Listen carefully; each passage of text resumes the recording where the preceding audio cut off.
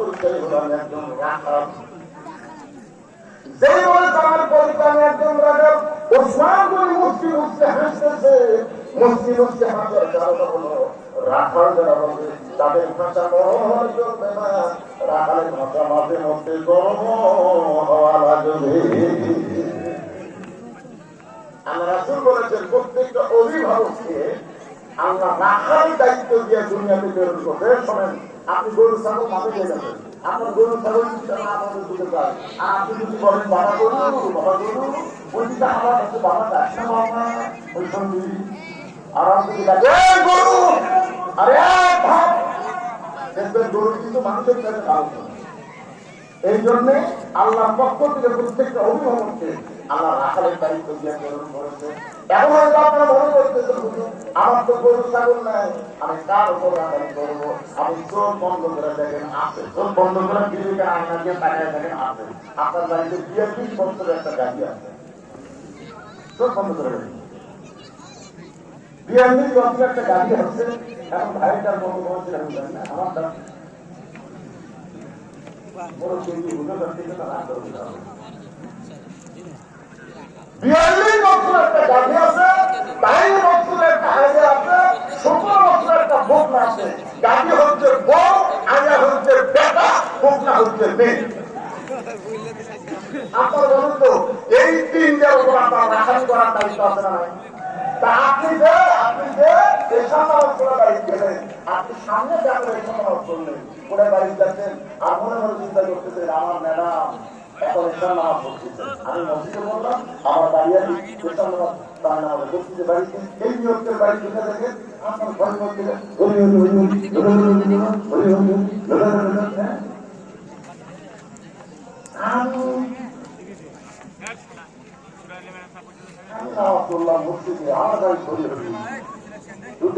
আপনার ম্যাডাম 42 বছরের গাড়ি তার কথা দিচ্ছিল। তাহলে আপনি কি রাখালি করবেন? সময় আপনি কি রাখালি করবেন?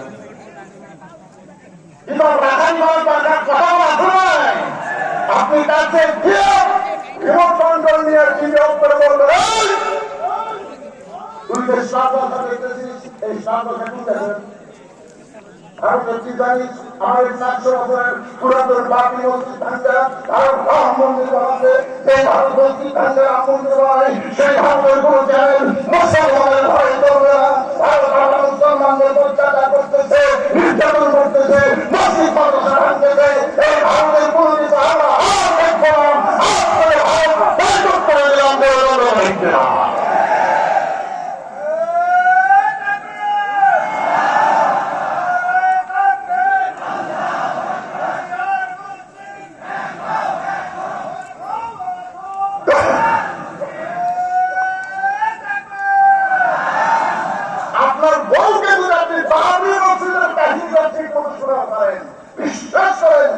মানুষের মন খুবই নরম, ওরা জীবনে ভারতের চ্যানেল দেখছে না।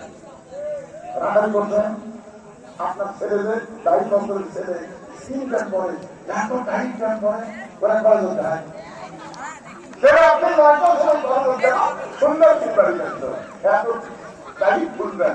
আপনি কোনদিন রাখালি করছেন যে বাবা এ বাবা শোনো, মুসলমানের বেটা কাপড় থাকবে তাদের উপরে আর পড়বা নাভির উপরে, নাভির উপর থেকে কাকের উপর দরকার কথা দিচ্ছে না। আর এত টাইট ফুলদান করছো, এই ফুলদান করে তুমি কি 9টা থেকে সন্ধ্যা পর্যন্ত পেশাব করবে? সেটা রাখালি করছে। লোকমান তার ছেলের সাথে রাখালি করছে।